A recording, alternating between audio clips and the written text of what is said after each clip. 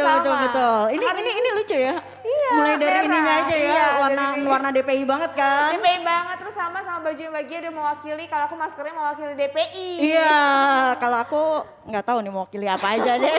Mewakili semua host yang ada di sini. Jadi nih Jebret Team, kalau misalnya Jebret Team melihat semua host-host di sini tuh pada bagus pembawaannya, jangan heran kalau Mbak Gia di sini juga bagus. Kan banyak yang kaget nih cewek tapi kok bagus, tapi kok misalnya kayak ngerti banget bola, jelas lah. Yang biasa nge-feeding kan Mbak Gia. Enggak, kalau kalian ngelihat saya di sini, kalau Intan ngelihat aku di sini berarti Mardel, Niko, Panji, Dias itu semua lagi berhalangan. Lagi ada jawaban yang lain, makanya gue ada di sini, Tan. Kira itu kan biasanya Jebret Team udah pada nyari-nyariin. Kira Di- udah mulai pada makin nyariin, akhirnya Mbak Gia dipanggil di sini. Enggak dong, enggak. Hari ini cuma gantiin mereka aja cowok-cowok yang lagi pada entah kemana, entah sibuk dan kayaknya karena lagi seret juga sama bahasan, mereka nggak mau datang. Curang nih, Tan. Curang, yang susah dikasih buat yang cewek. Iya, tapi kita namanya women empower women ya, Iya Tan. dong hari ini. Tapi Iya. kalau misalnya ngobrol sama Mbak Gia tuh ingetnya Piala Dunia Wanita, inget gak dulu? Iya, kita kita bahas pernah ya?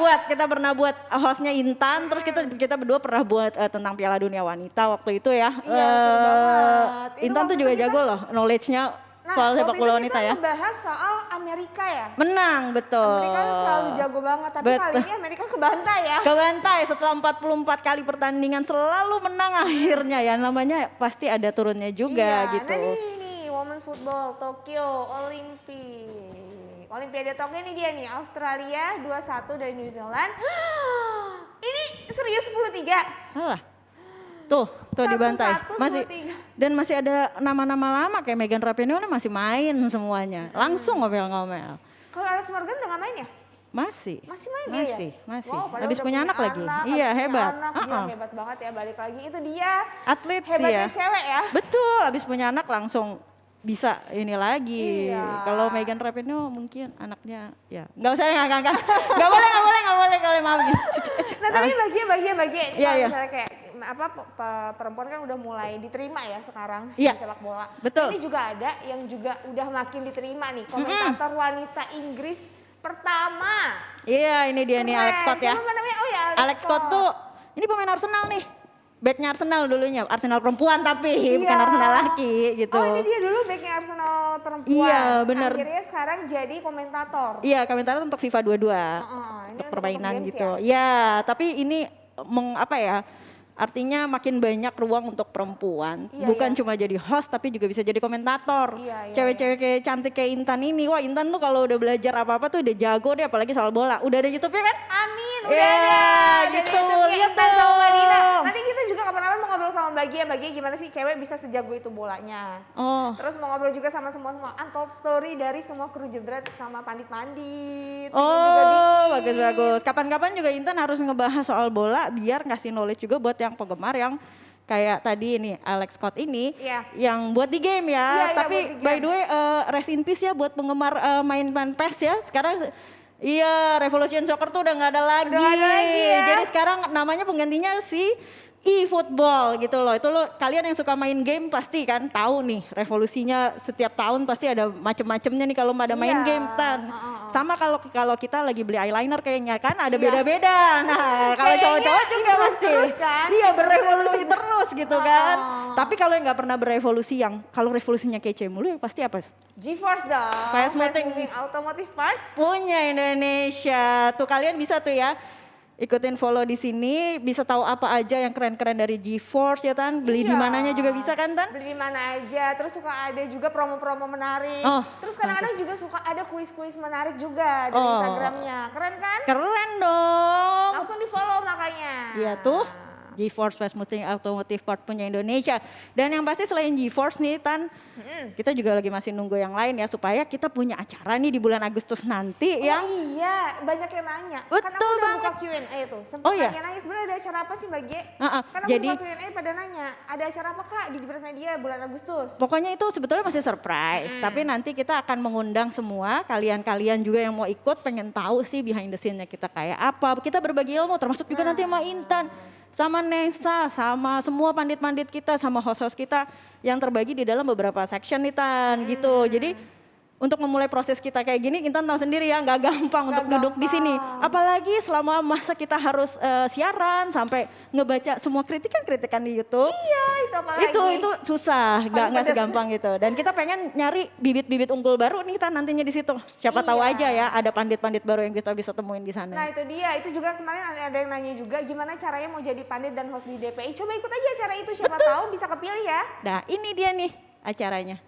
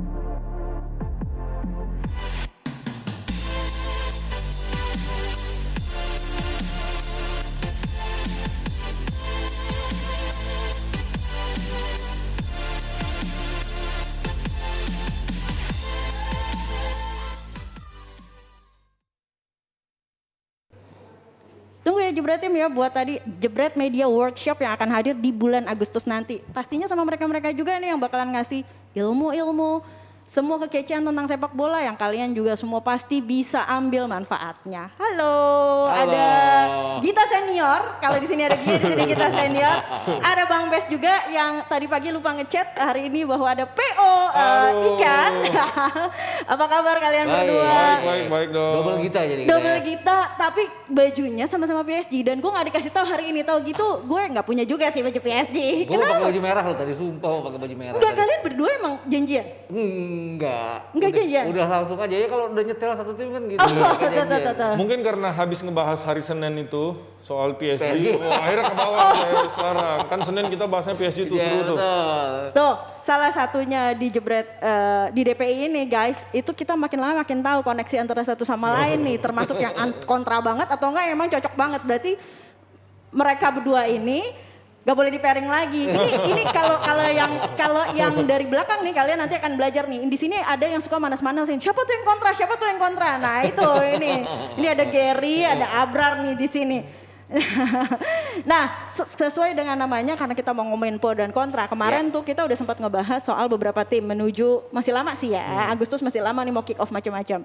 Dan sekarang juga kita mau bahas Olimpiade, tapi nanti dulu kita mau bahas persiapan tim. Kalau kemarin sudah ada AS Roma, kita bahas. Terus kita juga udah bahas Liverpool. Sekarang kita mau bahas dulu dari juaranya Liga Italia. Tapi juara paruh musim. Benar juga juara tengah Iya musim. dong, benar dong juara tengah musim yang belanjanya luar biasa dalam versi banyaknya. Tapi efektivitas belanjanya yang sudah sampai 6 ini, apakah menurut kalian pembelian dari tim ini sudah cukup oke? Mas Gita duluan. Kita bicara kualitas, bicara kuantitas. Ini bicara kita pembelanjaannya kuantitas lebih ya. 6 pemain, mereka masih ngincar beberapa pemain lain. Kalau bicara keseluruhan mungkin apakah mereka akan kembali lagi menjadi juara paruh musim Serie A? Nggak gampang, karena kenapa? Keuntungan mereka adalah juara paruh musim lalu. Itu yang membuat mereka masuk 4 besar zona Liga Champions. Nggak gampang diulang, walaupun mereka membeli banyak pemain seperti ini, apalagi mereka juga kehilangan pemain-pemain yang sudah menjadi andalan mereka selama ini. Itu Betul. kalau pikiran gue seperti itu. Oke. Kalau Bang Pe sendiri Bang? Kalau gue lihatnya AC Milan semestinya ya yang mereka lakukan adalah bukan membeli pemain banyak-banyak, tetapi membeli 1-2, tapi yang bisa inti Om. Iya. Ya, ini kadang-kadang mereka beli buat jadi pelapis, akhirnya jadi bukan kualitas tapi kuantitas. Semestinya musim ini mereka menurut gua mereka harusnya mempertahankan apa yang membuat mereka tuh jadi juara musim lalu, juara paruh musim. Siapa? Ada Donnarumma di belakang, di depan ada siapa? Ada Calhanoglu. Ya, bukan malah memasukkan pemain yang harus adaptasi lagi, bahasa lagi, budaya lagi, liga lagi. Akhirnya nanti takutnya malah jadi kolaps karena mereka terlalu banyak muka-muka baru. Padahal yang membawa mereka bagus banget musim lalu ini ya malah pergi secara gratis 2 orang itu. Tapi mungkin ini memang pola yang diterapin dari orang yang sama-sama kita kenal di Arsenal, Ivan Gazidis gitu ya. yang lebih mementingkan belilah semua bibit-bibit muda yang lebih banyak dan lepaslah yang bisa menguntungkan. Iya, gue pikir sih mereka shock juga kehilangan Donnarumma ya. Nah, artinya ya harusnya ketebak, tapi ya jadinya shock juga. Penggantinya kan nggak gampang. Mike Maignan ya labelnya adalah juara Ligue 1. Bisa mengalahkan Paris Saint-Germain. Jadi gue pikir ya mau nggak mau ya harus dilihat apakah dia cocok di Serie A atau enggak. Tapi yang jelas selama 1 musim kemarin dia kan membawa Lille menjadi juara. Dan ini jaminan bahwa ini orang pernah ada di fase tertinggi yaitu menjadi juara sebuah liga. Ya, liga yang ada di 5 besar. Jadi gue pikir benar itu pembeliannya. Yang lainnya ya itu yang agak gue ragu-ragukan. Sebenarnya AC Milan tahun kemarin tuh dia juara paruh musim kan mengejutkan banget. Apalagi skuadnya diisi dengan pemain-pemain yang nggak terlalu terkenal, banyakan pemain muda malah. Betul. Tapi biasanya pemain muda ini kelemahannya adalah mereka itu ketika 1 kali goyang, dan yang goyang musim lalu itu kan Juve, 1 kali kalah lawan Juve akhirnya kalah terus atau seri terus, akhirnya mereka kesalip sama Inter dan nyaris-nyaris keluar dari 4 besar. Walaupun akhirnya berhasil menang lawan Juve kan, yang perburuan Scudetto. Tetapi tetap kalau masih mau targetnya cuma masuk 4 besar, menurut gua itu sangat kecil, terlalu kecil buat tim sekelas Milan dengan sejarah Eropanya yang luar biasa. Kalau cuma menargetkan masuk 4 besar, itu berarti mereka udah bukan jadi tim level atas lagi. Sorry itu saya mungkin sekarang jadi tim kelas 2. Oke. Istilahnya seorang Inter Milan, Juve, Napoli aja kadang-kadang dia nargetin juara. Napoli loh. Nah. Tapi Milan masa nggak mau? Oke, kalau misalnya mau target atau nggak target itu kan pasti ruang dalamnya ya. Kalau gue lihat kayaknya mungkin ada di Milan ada cukup suatu kepuasan udah masuk Liga Champion, udah puas, itu udah puas. Jadi semua percaya proses kali Bang ya namanya ya Bang ya. Terlalu percaya proses. Balik-balik percaya proses. Tapi 6 pembelian. Kalau kata Mas Gita tadi kan cuma 1 mungkin Mike Maignan aja yang mau nggak mau ya. mau iya siap secara mungkin dari secara apa ya sejarah dan historinya dia paling siap karena Lille menang ya dengan beda pasti beda beda ini ya, tapi kan ada nama-nama lain termasuk Olivier Giroud yang mungkin diplot untuk ngegantiin Ibra mungkin sampai Oktober ya. Ibra tuh masih sampai Oktober diplot untuk bisa balik lagi. Soal Giroud sendiri menurut kalian gimana? Apakah ini pembelian yang cukup tepat untuk main di AC Milan saat ini? Giroud kalau dia mau berpikir untuk menggantikan Ibra, jangan salah, masih ada Leao di situ. Leao itu salah satu pemain inti yang istilahnya ya so-so lah, bukan Ibra, tetapi dia kalau main dia cukup berbahaya.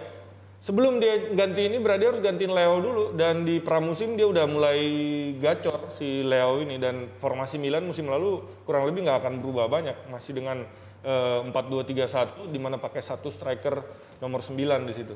Nah, tapi ada ada percobaan di sesi latihan juga di mana AC Milan Pioli pakai 3-5-2 nih di sesi latihan kemarin yang baru-baru ini. Apakah kemungkinan Giroud itu akan bisa masuk di line up utama? Ya gini, persoalannya adalah Ibra sendiri. Ibra kan bukan orang yang konsisten tidak cedera. Cederanya suka panjang ya. Sekali dia cedera panjang. Jadi gue pikir ya Giroud ini dipasang untuk kalau untuk menjaga Ibra, dan Ibra kan hanya sampai Oktober. Tapi kan kayak kata Bes tadi masih ada Leao. Kemudian 2 itu mungkin bukan Ibra jadinya, Giroud dan Leao juga. Kemudian mereka masih ada Ante Rebic yang juga bisa bermain di depan kalau tidak ditarik ke belakang. Jadi gue pikir pilihannya juga masih banyak. Hanya saja pembelian Giroud ini kan memang murah ya, hanya 1 juta. Jadi gue pikir ya udahlah dibeli, dan dia kan bisa cetak gol juga. Walaupun Giroud sekarang bukan pencetak gol yang konsisten ya. Artinya ada berminggu-minggu dia nggak bikin gol, terus dia bikin 2 gol, terus dia nggak bikin gol lagi.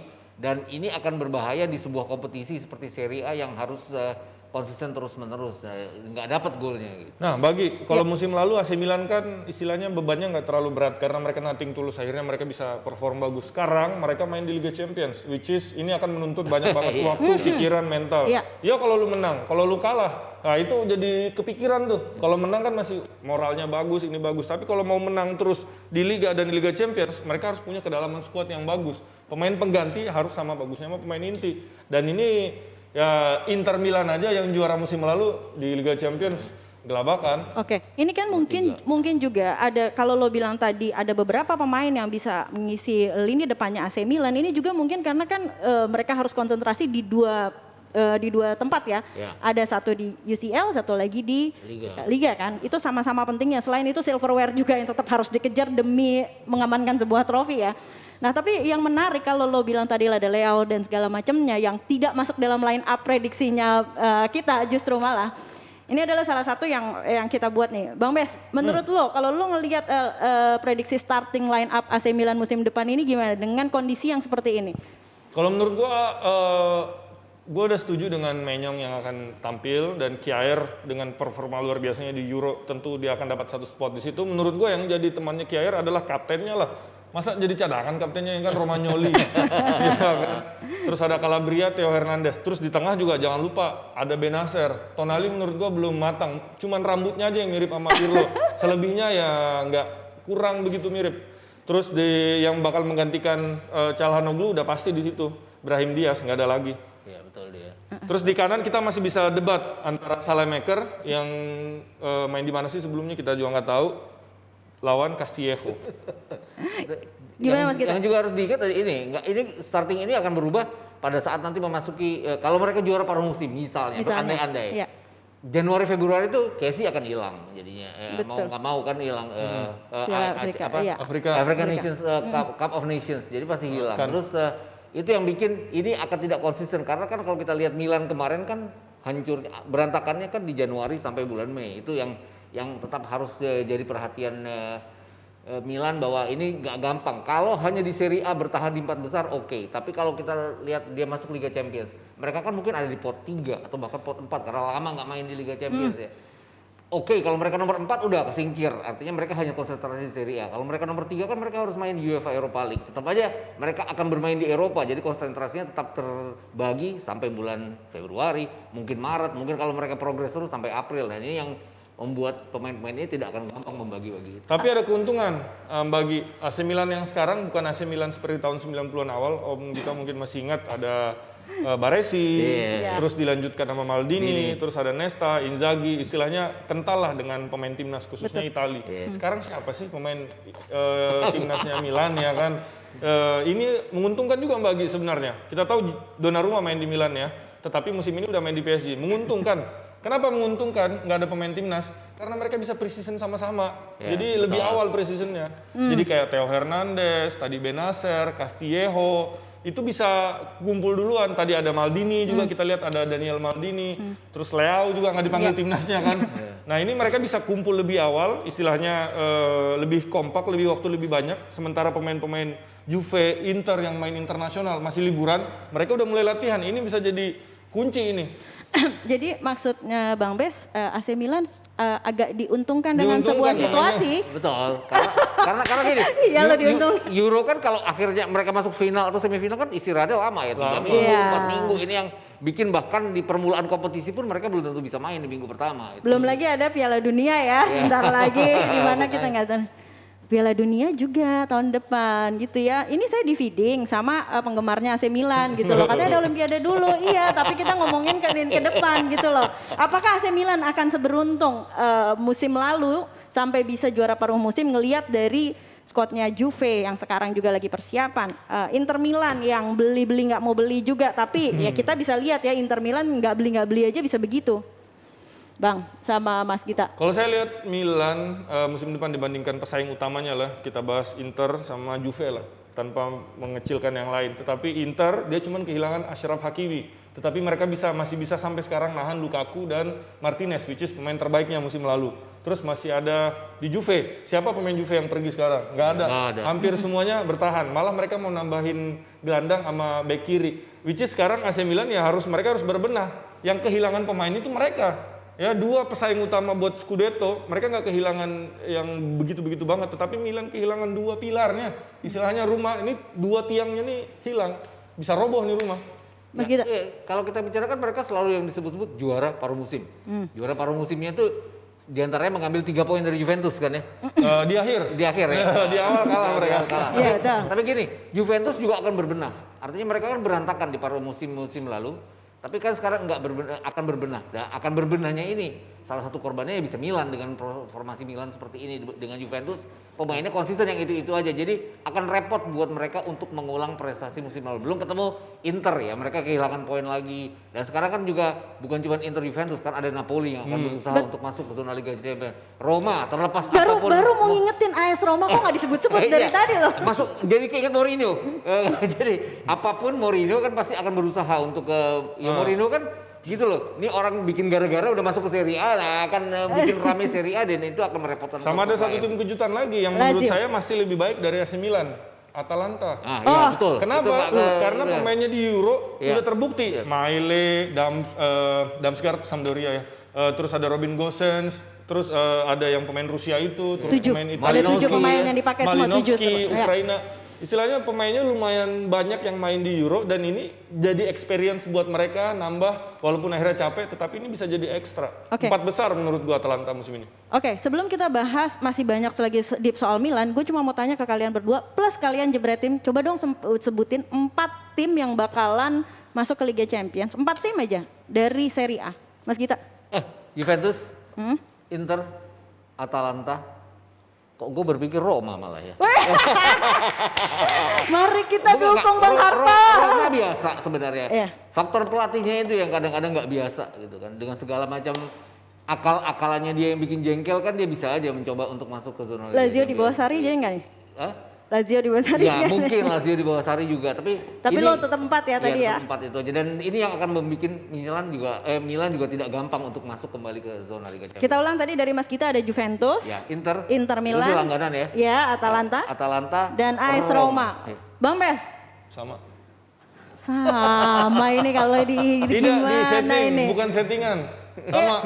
Juve, Inter, Atalanta, Roma. Nggak ada nama AC Milan, nggak ada nama Lazio di sini. Bagi, mohon maaf karena sama, jadi saya tambahin nomor Siapa? 5. Oh, Dia tambah 1. 4 doang, disuruhnya 4 aja.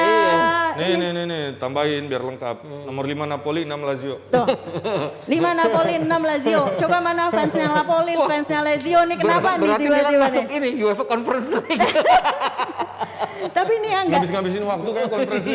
Gak ada yang masukin Milan sampai nomor 6 ya. Mas kita juga mungkin lebih setuju ngikutin Bang Bes dengan Napoli dan Lazio. Ya, dan Napoli ya mungkin Lazio nomor 5, Napoli nomor 6 ya. Menurut gue juga mix 5, 6, 7 itu masih bisa siapapun. Ya, Kayaknya betul. bisa Milan juga di situ. Tetapi buat masuk 4 besar dengan pemain yang seperti ini berat. Ya siapa tahu Apalagi aja. kalau Ibra sampai cedera, mereka nggak ada leader. Gue pengen bahas Ibra sebetulnya. Leadernya nggak ada. siapa Waktu tahu kalah aja. lawan Juve yang pertama, Ibra nggak main. Wah di situ benar-benar kelihatan kayak AC Milan kehilangan sosok. Siapa nih yang ngingetin kita kalau kita kalah berdiri lagi, kita serang lagi. Tapi nggak yakin gue bisa main 30 match. Paling 20, paling bagus 20 kayaknya Om ya. 15-20 tuh, udah bagus. 39 Pak umurnya. Iya, gila itu udah faktor usia pasti akan sangat berpengaruh untuk liga yang panjang. Iya, itu bentuknya leadership. Tapi kalau kita ingetin lagi, waktu itu AC Milan menang 3-0 tanpa Ibra loh. Gak apa-apa. Itulah butuhnya namanya leadership. Itulah butuhnya nama leadership. Because ya kan karena Bang Bes tadi udah ngomong which is, gue ngomong because gitu kan. Nah gue mau berandai-andai. Namanya juga sekarang lagi musim mengandai-andaikan ya. Seberapa menurut kalian bisa menduetkan antara Olivier Giroud sama Abang Ibra? Menurut gue keduanya adalah pemain nomor 9, tipenya sama, nggak akan main bareng. Iya. Salah satu bakal main. Iya, sama nggak akan main bareng. Kalaupun akan dipaksakan ya itu tadi, Giroud punya kemampuan untuk mundur ke belakang. Nah, iya. Udah sering lah di timnas dia Adaptif, dia cukup adaptif. Cukup adaptif ya, tapi seberapa berani Pioli akan terus-menerus melakukan hal itu karena dia masih punya Leao, masih punya Ante Rebic ya. Jadi ya nggak gampang untuk menduetkan dua orang. Gue lihat di beberapa pertandingan paruh musim Milan musim ini, formasinya sama terus 1-4-2-3-1, which is satu striker. Ante Rebic kayaknya bakal tetap main, tapi mainnya di kiri. Menurut gue sangat sulit Ibra bakal main di posisi kiri, apalagi si Giroud main di sayap kiri. Di situ udah posisinya Ante Rebic. Kanan tinggal tuh dicari siapa yang bisa main di kanan tuh. Jangan Salemaker lah. Pioli jadi menurut lo nggak akan berani untuk mencoba berbagai macam ini ya line up baru ya? Kayaknya mereka bakal mainin pemain yang sama kayak musim lalu, minus Calhanoglu sama Donnarumma. Oke, tadi udah Donnarumma kita bahas di awal dengan kemungkinan Manyong bacanya itu Manyong. Mike Manyong akan bisa lah paling enggak menutupi perlahan dengan dia statusnya sebagai juara di Ligue 1 di Lille. Nah sekarang kita mau mencari siapa sih pengganti Calhanoglu. Kalau tadi kan kita lihat dari Brahim Diaz lah ya. Iya, Brahim Diaz. Nah tapi gue ada satu nama yang mungkin agak ngadi-ngadi sedikit. Ini udah penawaran kedua kalau sampai dia jadi ada Nikola Vlasic yang di kemarin juga oke loh tampilnya pas kemarin di Euro menurut gue. Tenang, Jebretim jangan bilang so tau dulu ya. Nanti kalau gue yang siaran tuh sering banget dibilang so tau. Gue cuma ngeliat. Bener itu. Gimana Mas Ya, Gita? kalau gue bilang benar, tapi apakah dia akan cepat beradaptasi untuk menggantikan Calhanoglu? Karena kalau kita bicara Euro kan, Euro itu kan memang dia berada di antara teman-teman terbaiknya yang ada di negaranya. Jadi otomatis dia akan lebih mudah. Kemudian Euro kan terlepas apapun satu tim hanya memainkan 7 pertandingan dalam sebulan. Konsistensi kan bisa dijaga kalau 7 pertandingan dalam sebulan kalau jadi juara atau finalis ya atau semifinalis 6 pertandingan. Tapi ini kan panjang musimnya. Kalaupun dia main di sini dengan dia nanti masuknya menjelang deadline kan dia tidak harus cepat beradaptasi dan itu yang tidak mudah bagi Nikola Vlasic. Tapi kedepannya ya mungkin dia akan bisa menjadi pengganti Calhanoglu di samping Brahim Diaz tadi. Oke. Kalau gue Bang Mes. lebih pilih opsi yang lebih masuk akal Om. Lagi COVID ya, ekonomi lagi COVID, ekonomi lagi susah ya, jangan terlalu banyak muluk-muluk mau ngambil yang apalagi dari luar negeri ya. Ya kalau bisa loan. Cuman ini loh CSKA Moskow loh. Iya makanya, apalagi sana mahal pasti kan ininya. Ya jadi kalau yang udah ada Brahim Diaz yang opsi yang murah meriah ya udah pakai yang itu aja. Istilahnya agak-agak tahu diri dikit gitu, jangan nembaknya ketinggian. Ini udah main di Euro bagus, pasti harga naik juga. Sama kayak Juve mau beli Locatelli, dulu mungkin harganya murah, main di Euro bagus naik. Pusing akhirnya nggak tahu nih antara ke Arsenal apa ke Juve. Aduh tenang aja, nanti dibayar Arsenal, tapi nggak tahu beres dengan sistem apa. Kalau saya sama Mas Gita sama mungkin kalau ngomongin AC Milan ini, tapi kalau yang sebelah sana mungkin agak-agak nggak berimbang ya ngomongin ya Mas Gita ya. Tadi kan kita ngomongin soal Nikola Vlasic juga yang dari Eropa Timur loh. Menurut lu tapi secara permainan gaya-gayanya Pioli kan lebih cocok nggak sih Bang Bes sama Mas Gita dengan yang daya juangnya juga kelihatan lebih rough gitu loh. Kalau daya juang iya, tapi pemain dengan daya juang itu udah punya agent yang pasti akan jual. Ini daya juangnya tinggi, angkanya juga tinggi naik. Itu tadi yang akan repot. Kalau Milan mau buang uang untuk dia ya, gue pikir ya cocok ya dia. Tapi ya itu buang uang tadi kan ya tidak mudah di zaman Covid seperti ini. Pemain ini dia dipasang harga 35 klausulnya. Jadi kalau mau beli tanpa nawar klausul 35 aktifkan, itu bisa langsung pergi. Tapi udah dikasih diskon 5 euro sama si CSKA. Jadi 30. Milan nawar, bayar 5. Sisanya dibayar 20. Penawaran kedua, Which is ini kayaknya wajar lah, kan musim lagi susah sekarang, banyak formula pembayaran ya. Tetapi feeling gue formulanya bukan mengurangi harga bayaran, tetapi ini malah dia bikin dibayarnya secara parsial 5 plus 20, sedangkan kawan itu minta 30, which is masih kurang sekitaran 5. Tapi kan namanya duit bisa dicari Bang, bisa aja jual yang lain kan. Nah mungkin ada dari sisa-sisa duit yang lain dari kemarin. Permasalahan utama Milan adalah 2 pemain terbaiknya keluar dengan harga 0 gratis, jadi mereka nggak dapat memasukkan. Salah itu makanya itu kan luar biasa mau sih. jual Jong Peter itu, out itu dia mau jual, tapi siapa yang mau beli, berapa juga harganya, yang mau beli Kaiserslautern atau Wolfsburg, waduh paling mentok-mentok 5, 10, 15 paling mahal, Ya itu istilahnya masih murah. Itu hilangnya Calhanoglu, hilangnya Donnarumma itu yang benar-benar tanpa uang sama sekali yang repotnya. Terakhir aja aku mau tanya soal Vlasic secara dia secara personal tanpa kita ngelihat harga ya. Secara skill dan Secara kualitas. skill, kualitas dan segala macam, dia adalah sosok yang tepat nggak ketika dia nyebrang ke Serie A kebanding dia main di CSKA. Kan kita tahu juga dia dulu main di Everton kan. Ya di Everton kita bisa lihat dia cukup rata-rata air gitu kalau menurut lo, karena tertutup kan. Kalau sekarang dari setelah Euro dan kesininya, menurut kalian berdua gimana soal Vlasic ini? Apakah sebaiknya memang dia nyebrang ke Serie A atau ke tim lain kebanding dia main di liga liganya dia gitu loh. Ya harusnya iya ya. Karena kalau kita lihat kan di liga-liga sana tuh Malinowski pernah main hebat, bagus. Terus di Serie A kan dia cukup berhasil ya.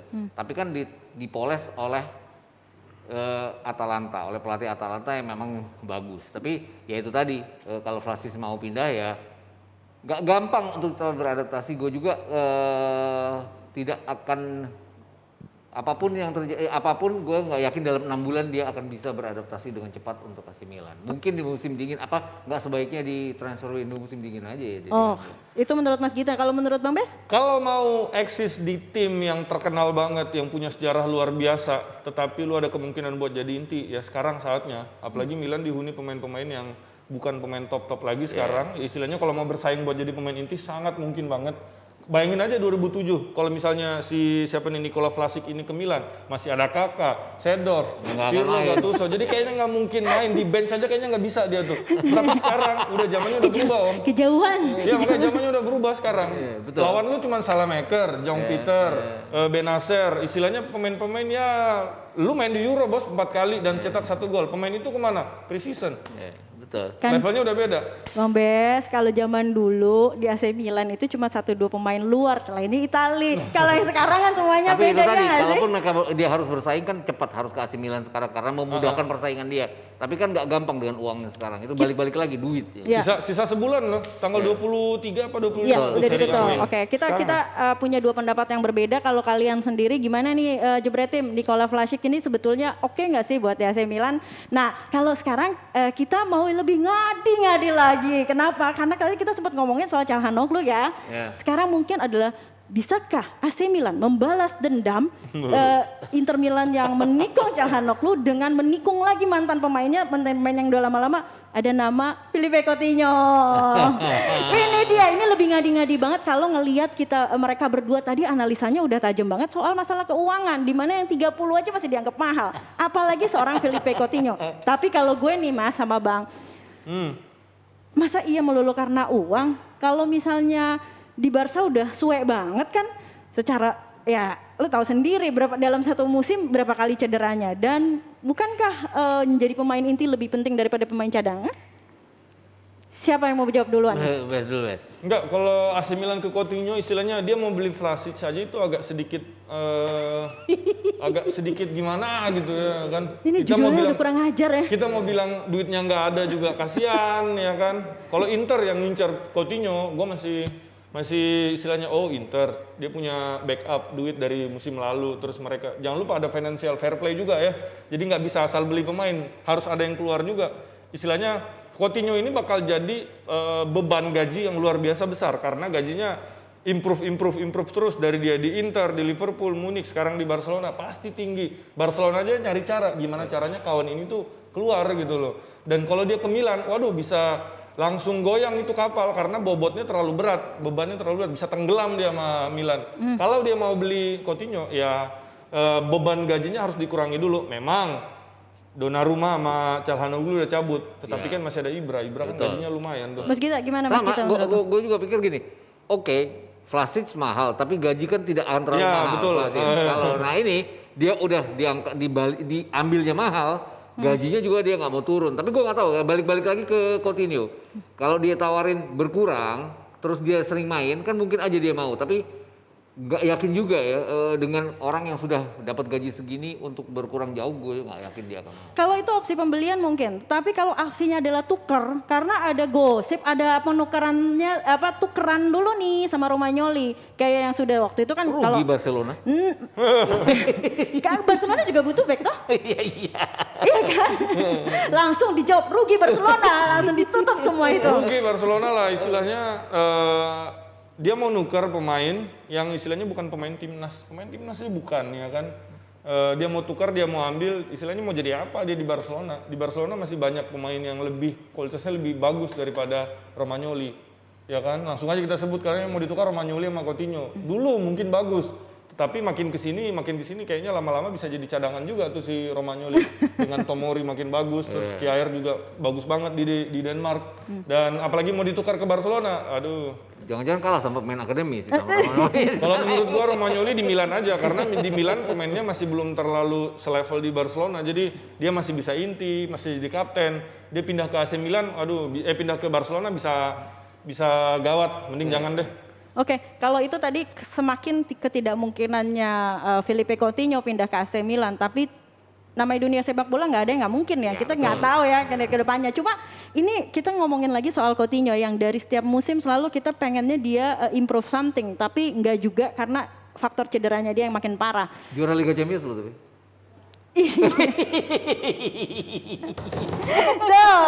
Tuh kan. Nah ini yang maksud gue, apakah dia akan kembali ke kampungnya? Maksudnya bukan kampungnya di Brasil tapi balik lagi ke Liverpool.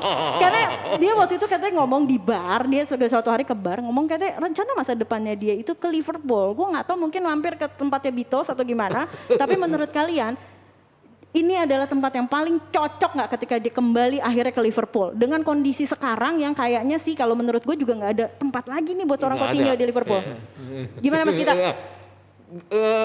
Plannya Klopp itu kan selalu saklek ya, tiga-tiganya Iya. dia, terus dengan pemain-pemain yang selalu bisa gegen pressing, menekan, dan dia nggak cocok. Kalaupun dia cocok, ya itu tadi, kalau nanti African Cup of Nations ada Mane pergi, Salah pergi, dan itu harus diizinkan kan kalau mereka pergi, ya dia mungkin cocok masuk ke sana. Tapi kan ya balik-balik lagi, waktu dia pindah ke Bayern Munchen pun dipinjamkan dia banyak sebagai cadangan ya, walaupun dia main di beberapa menit final Liga Champions ya dia pegang piala juga gitu loh. Tapi dia bikin gol. Bikin gol, beneran. Bikin gol di semifinal ya, salah satu yang bikin gol di semifinal. Jadi lawan Barcelona Iya, kan ya. Jadi maksud gue ya kalaupun dia ke Liverpool oke, tapi dia akan tetap jadi pemain cadangan dan ya gaji mungkin iya, tapi apakah dia akan tetap ingin jadi pemain cadangan ya di Barcelona aja gitu loh maksudnya. Tapi Barcelona juga lagi butuh duit ya. Sementara kontraknya masih sampai 2023 kalau nggak salah ya. Lumayan nih masih 2 tahun ke depan. Gimana caranya supaya muter otak?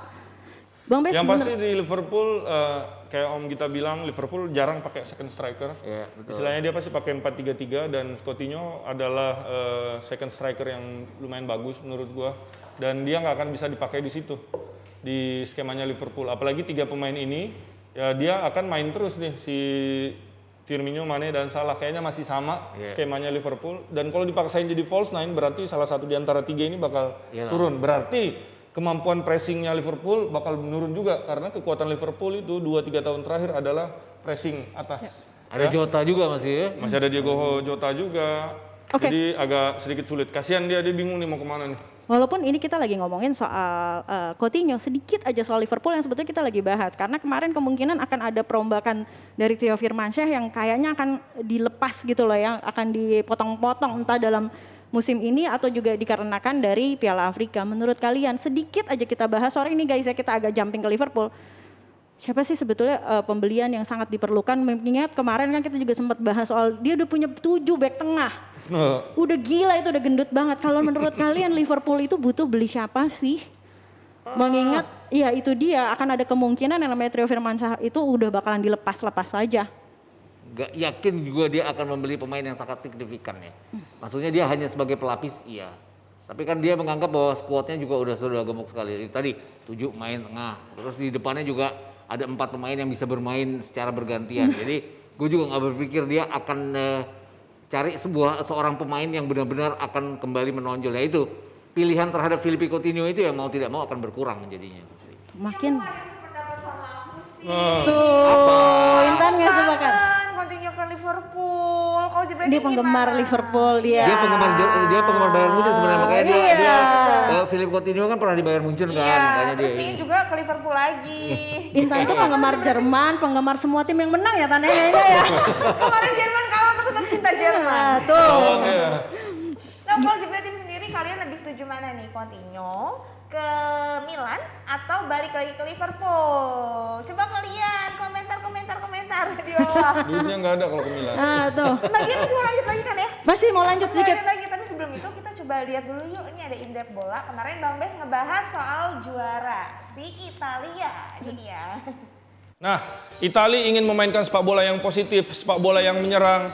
Ketika salah satu striker dia jaga di sini dan yang satu jaga yang di tengah, tentu opsinya akan ke salah satu center back. Ketika dia tidak dipres, maka Chiellini akan melakukan yang dinamakan dengan drive. Dia akan bawa bolanya ke atas. Jadi Italia ketika mereka pegang bola dan udah masuk ke wilayah tengah, posisi menyerangnya adalah 3-2-5. Di mana tentunya center back-nya tidak berdiri seperti ini. Italia yang sekarang berbeda. Mereka pengen pegang bola, pengen build up, main dari kaki ke kaki, menyerang, dan juga bisa beradaptasi dengan baik dengan lawan. Ya. Nah, selain itu, Italia juga menang 2 kali dalam adu penalti. Kenapa kira-kira? Masih ada Bonucci, masih ada Bernardeschi, dan terakhir masih ada Jorginho. Ya. Kita lihat, Di tim lain tidak seperti itu. Berarti apa? Italia sudah mempersiapkan in case ada perpanjangan waktu dan tendangan penalti. Mereka sudah tahu urutan-urutan. Itu dia Bang Bes dengan indep bolanya yang udah 2 kali ya Bang ya. Pertama kita ngebahas Juventus, yang kedua timnas Italia. Kayaknya akan lebih banyak soal Serie A karena kalau di DPI katanya kebanyakan bahasnya IPL. Jadi tungguin aja indep bola. Abis ini kita akan bahas Sassuolo sama Fiorentina ya Bang ya. Atalanta kayaknya. Aduh, oke. Atalanta kayaknya. Tadi aku kalau ngomongin sama Intan, aku tuh mau bahas soal Leon Goretzka Intan, tapi tunggu dulu deh. Kita mau bahas satu lagi yang lebih penting lagi. Kemarin David Alaba akhirnya diperkenalkan. Yang jengnya nomor yang 4 loh, gila dia. Sergio Ramos ini baru banget pergi nggak berapa minggu ya? Seminggu 10 hari yang lalu baru pindah. Langsung dikasih nomor 4. Emang paling jago ini Florentino Perez untuk habis manis sepa dibuang, paling jago dia. Dari ngata-ngatain legendnya sendiri, pemainnya sendiri. Sekarang istilahnya sah-sah aja sebenarnya, pemain pergi terus bajunya dikasih. Iya, benar. Istilahnya tapi ada penghargaan lebih lah buat pemain itu menurut gua. Farewell lah, apalah. Kalau cuma foto-foto gini doang kasian banget. Kayaknya dia nggak ngasih apa-apa. Kalau dulu kan memang ada farewell khusus buat si Sergio Ramos ya. Cuma beberapa tim kan pasti agak memberikan suatu tempat. Kalau Madrid sendiri kan memang berganti-ganti, mempensiunkan kan. Herrera kan juga 4 ya, sama ya. Nah terus zaman dulu banget ya, zaman aku malu. Nah tapi kalau misalnya kita ingat ini justru bukannya ke Alaba jadi sebuah beban ya. Mengingat Ramos itu kan sangat dicintain sama penggemar Real Madrid. Gila nih Real Madrid. Iya, Menurut kalian gimana? Beban sih pasti ya. Terus ya partner bermainnya juga kan Varane mungkin hilang. Mau nggak mau cuma ada Eder Militao ya. Tanpa mengecilkan arti Eder Militao, tapi kan ya nggak jaminan bahwa dia akan seperti Varane ataupun seperti partnership Varane dan Ramos sendiri. Jadi gue pikir, tapi Alaba kan punya kemampuan untuk bermain di tengah juga atau di back kiri. Jadi opsinya ya banyak ya. Akan menarik kalau melihat nomor 4 akan main di kiri, nomor 4 akan bermain di DM nantinya. Gitu. Iya, kita udah ini waktu pas di Austria juga kelihatan banget ya dia sempat jadi back kiri, sempat jadi dia bisa juga di tengah. Ini salah satu orang yang gue suka kalau bahas Euro, apalagi timnya bukan tim besar, terus lu main di klubnya besar, lu masuk ke timnas, terserah lu tuh mau main di mana. Zinchenko, second striker, terserah dia. Wijnaldum jadi second striker, istilahnya posisinya makin depan, terserah dia karena emang dia udah jadi pemain top, apalagi Alaba di Austria pula. Istilahnya kalau bisa jadi striker ya. Tapi lucu.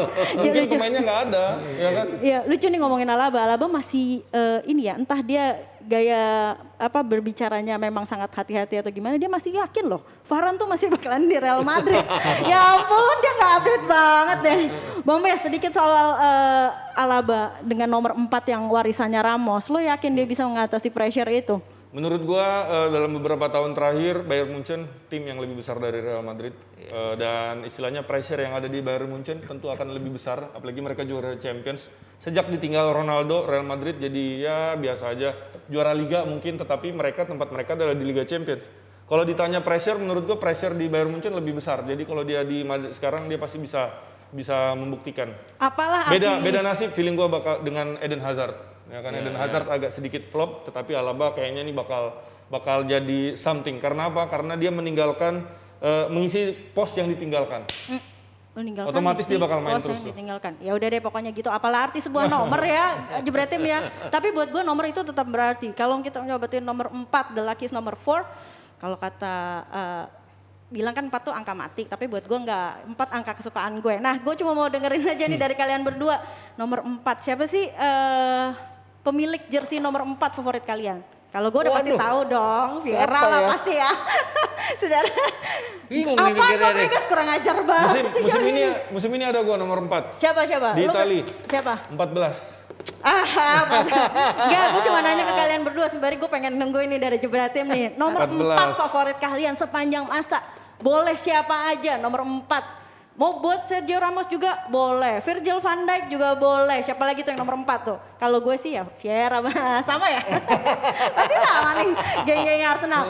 Bang Mes, kira-kira siapa nih sembari kita sebelumnya? Mungkin kalian lagi nginget-nginget memori nomor 4. Nggak terlalu ini soalnya. Gak usah dijawab sekarang nomor 4-nya, sembari dipikirin nanti sebelum akhir show aku tanya lagi siapa nomor 4 favorit kalian. Tapi kalau nomor 7 yang katanya nomor keramat tapi tidak keramat, nih ada gosip di MU teranyar apapun yang ada di MU memang pasti bisa jadi gosip. Ini Masih lucu loh. jualan. Iya, karena ini kan tempat cetak ininya, tempat cetak bajunya ini tiba-tiba ngeluarin angka mirip-mirip seperti 7. Enggak ada juga ya angka kayak 7 ya, mana lagi selain 7. Nomor 1 kayaknya itu. Nah ini yang ya. Nah ini Sancho nomor 7, berarti kan dia akan take over punyanya Cavani kan. Cavani. Nah sementara itu juga nomor 7 mungkin cuma Cavani doang yang berhasil melewatinya di MU. Ada kutukan nomor 7, sedikit dong kita gosip sedikit soal nomor 7 di MU ini yang jadi milik Sancho. Setelah David Beckham, Ronaldo, Loh, kita iya. lupa kayaknya Omnya siapa lagi Iya. yang pegang nomor Yang- 7 karena nggak Depay? gacor. Favorit gua Andre Kanchelskis. Nomor 7 pertama yang memenangkan gelar buat MU setelah 26 tahun loh. Di bawah SAF. Jadi Buset. Coba sediain wikinya, mungkin kalian nggak tahu kalau saya tahu. tapi dia kan nggak terlalu menjual dibandingkan Beckham, dibandingin CR7 lah segala macam. Tapi kan kalau kita lihat nomor 7 juga banyak yang flop ya. Angel Di Maria flop. Nah Terus itu. Alan Smith. Dulu ada Alan Smith. Memphis Depay flop. Nah, itu. Terus satu lagi yang favorit gue waktu di Arsenal lah dia. Alexis Sanchez. Sanchez. Itu kan Super favorit lo mas. waktu di Arsenal bukan Sedih di loh. Oh waktu di Arsenal. Beban luar biasa tuh nomor 7 di Nomor MU. 7 di MU. Mungkin di klub lain kayak Juventus nomor 10 ya Iya. kan jadi beban di mana mungkin di Real Madrid beda lagi, Milan beda lagi. Tapi kalau di MU ini memang nomor 7 iya, keramat beban. banget. Antonio Valencia pernah kan nomor 7 Nomor kan? 7 itu salah itu di urutan terflopnya. Bisa gitu dikasih ya. Nah, ini Gua kenapa dikasih? yang gue nggak habis pikir adalah kalau sampai benar-benar dikasih. Tahu-taunya kan bisa aja 27, bisa aja 17, bisa aja 37, suka-suka kan. Iya. Nah, kalau sampai nomor 7 apakah itu juga balik lagi yang lo bilang Bang, beban. Apalagi kemarin dia habis dari Piala Dunia kita tahu sendiri. Ini gila gak sih kalau dikasih beban sebesar itu untuk seorang Jadon Sancho? Menurut gua terlalu beban. Kenapa? Karena Sancho ini bagusnya prime-nya 2 tahun yang lalu, 1-2 tahun yang lalu. Kalau musim lalu kurang lah menurut gua. Apalagi betul. di Dortmund kita lihat udah mulai perannya tuh udah mulai hilang semenjak dia sering cedera. Kita lihat juga beberapa gambar dia overweight dan sekarang dia datang ke MU bukan dengan masa terbaiknya. Di Euro pun dia inti atau cadangan Om? Cadangan ya. Masa kalah sama Bukayo Saka. Saka ya kan? Kalah sama Bukayo Saka. Kan berarti something yang dulu digembor-gemborkan 160, 120, 150 juta. Sekarang ya dia bakal diingat sebagai pemain yang gagal nendang penalti ya, sorry itu betul, saya. seterusnya. Itu yang harus dia perbaiki. Tapi kalau gue lihat gini, kan yang namanya jinx nomor 7 itu kan dari bagus jadi menjelek setelah Angel Di Maria, setelah Memphis Depay, setelah Alexis Sanchez. Tapi kan waktu di tangan Cavani ya setidaknya Cavani kan membantu mereka untuk ada di urutan kedua apapun ya. Gol-golnya Cavani juga, gol-golnya juga dia membawa ke final UEFA Europa League walaupun tidak jadi juara. Jadi gue pikir kalau masalah jinx ya mungkin aja keuntungan Sancho kalau dapat nomor 7. Artinya ini ya kan nomor 7 banyak yang lebih sukses dibandingkan yang gagal kan 3 itu kan. Tapi ya itu tadi yang kata Bes bahwa prime-nya menurun dan dia bermain di sebuah liga yang pressure-nya lebih tinggi dari Bundesliga. Nah, itu yang tidak gampang buat Sancho, bukan soal nomor 7-nya tadi gue pikir. Karena kemampuannya dia dipertanyakan pada saat bermain di liga yang dengan pressure yang tinggi. Tapi ini bisa jadi redemption juga buat Sancho karena kita tahu David Beckham 98 hancur-hancuran di Piala Dunia kartu merah. Dia nomor 7 MU loh, Iya, salah satu betul. yang terbaik. Akhirnya dia balik lagi ke Inggris jadi top banget. Ronaldo juga sama. Iya. Euro lawan Inggris juga hancur, agak sedikit nggak juara ya Iya. waktu itu. Terus balik lagi ke MU akhirnya jadi bagus. Nah, ini bisa jadi Iya. titik balik Jadon Sancho buat membuktikan bahwa dia layak untuk menjadi penerus King Cantona dan kawan-kawan. Kawan ya. Antara titik balik atau juga justru udahlah kasih aja ke Cavani. Apalah arti sebuah nomor yang penting mainnya bagus dulu ya. Iya, Beckham ya kan nggak juga, sih? Beckham kan juga treble ya setelah gagal di Piala Dunia Gagal. 99 dia treble kan. Double dia. Dua orang ini memberikan positivisme terhadap Sancho luar Nanti biasa. kan dibilang haters MU. Iya, setelah 3 hari setiap Sancho dibahas selalu tung. Sancho harganya berapa? Wah, MU nggak tahu udah 90. Berarti kalau lo Dibayar bilang berapa kali Saka tuh? dia cuma pelapisnya Saka, sekarang Saka harganya 120 dong ya Mas ya. Ya nggak sih? Saka belum ada nilai, belum dijual. Belum, Diambil. jangan dong. Di Investasi Liga masa Inggris nggak depan ada back nih. kayak Celini yang narik baju nggak ada. Iya, seru ya ngomonginnya udah nggak kerasa juga nih. Kayaknya udah berapa menit ya ini kita ngomongin. Ada kali 40 menit ngomongin AC Milan, ngomongin segala macem. Padahal cukup nggak pede saya ngomongin Milan. Makasih ya kalian Oke, berdua. thank you. Intan sini Tan. Sudah ya Iya. Ini ada PR dari saya buat Bang Bes sama Mas Gita. Boleh dong nanti tulis di Jebret Media di IG kita. Siapa sih nomor 4 favorit kalian? Oke. Ya. Ah, udah ada gua. Oh, siapa nih? Javier Zanetti. Ya kan, walaupun gue Juventus, Ini waktu Inter. gue nonton derby Kok Inter? Milan, Ini waktu gue kok nonton derby Inter? Milan yang gue tunggu adalah Javier Zanetti. Gue mau lihat karismanya emang bener-bener luar biasa, selevel lah dengan Paolo Maldini itu. Mas Gita. Ada, gue juga ada. Siapa Mas Ya Gita? gini, gue tuh lebih gini, Real Madrid kan dulu juara Eropa tahun 60-an, gue nggak pernah lihat, belum Set. lahir waktu itu kan. Terus nunggu 32 tahun kan, tahun 98 baru mereka juara. Itu ada sosok namanya Fernando Hierro. Bukan favorit gue, tapi ya nomor 4-nya kan dia pegang piala tuh kan setelah 32 tahun ya. Itu waktu dia pegang gini diambil dari belakang, itu nomor 4 yang selalu gue pikirin. Nomor Selalu 4. Itu, diingat ya. Selalu itu diingat. keren Tan. Intan bisa lihat juga di pick-packnya yang zaman-zaman dulu di GT zaman dulu itu keren banget. Itu salah satu iconic picture ya Mas ya. Iya, betul. Soal nomor 4. Kalian kalau juga boleh komen nih, gue tunggu juga Abrar, Gary, Dejan, siapa nih, Rio, semua nomor 4 favorit kalian. Siapa sih nanti kita jadi bahasan. Anggi juga, siapa sih nomor 4 bahasan. Nanti Intan juga cari ya siapa Iya. pemain nomor 4 bahasan nih, oke? Oke deh. Niklas Sule. Oke nih Jebret Tim, ini udah lama banget ya. Bagi yang berasa gak sih ngobrol-ngobrol kayak gini? Gak berasa ya? Enggak. Gak berasa kan? Enggak. Ternyata udah lama banget Jebret Tim, udah sampai 50 menitan nih kayaknya. Iya. Hampir sejam, keren loh. Enggak, ini cuma gantiin. Mohon maaf ya Jebretim kalau kelewatan waktunya. Mas Gita, Gak apa-apa. Bang Bes, thank you banget hari ini. Intan Kita juga. semua. Oke, Jadi jangan. kita matching ya. Oh, matching. Sampai ketemu ya di Jebretim di DPI berikutnya. Kita bakal ngulas tim-tim kalian. Sok yang mau dibahas timnya Bisa komen aja ya, di sini. Bisa komen di sini. Komen di bawah. Rekomen sama kita mau minta diulas tim apa aja. Nonton terus semua playlist di Jebret Media TV. Jangan lupa juga dengerin podcast terbaru Buku Bola di Spotify. Ikutin terus semua media sosialnya ya, supaya lebih update lagi seputar sport. Semua sport ya, kita ngebahas semuanya nanti cuma bola doang. Betul. Nanti Oke. ada karambol. Ada Terakhir ya. karambol. Iya, siap. Yang mauin nanti Nesa ya. Oh iya, gue mau ucapin selamat ulang tahun juga buat salah satu teman kita Bang Raymond. Selamat ulang tahun. AC Milannya udah gue bahas. Selamat ulang tahun. Oke, atas nama Intan, double Gie, dan Gie, double Gita, dan juga Bang Bes, undur diri. Ciao. Oke.